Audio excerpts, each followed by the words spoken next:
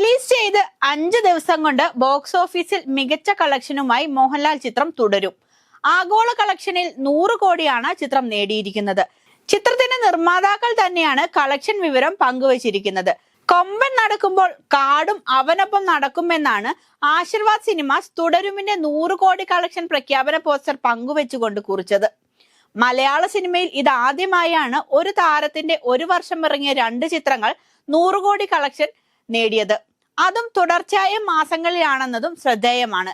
കഴിഞ്ഞ മാസം പുറത്തിറങ്ങിയ എമ്പുരാൻ 300 കോടി കളക്ഷൻ നേടിയിരുന്നു. ഇതിന് പിന്നാലെയാണ് ഇപ്പോൾ തുടരും 100 കോടി കളക്ഷൻ സ്വന്തമാക്കിയിരിക്കുന്നത്.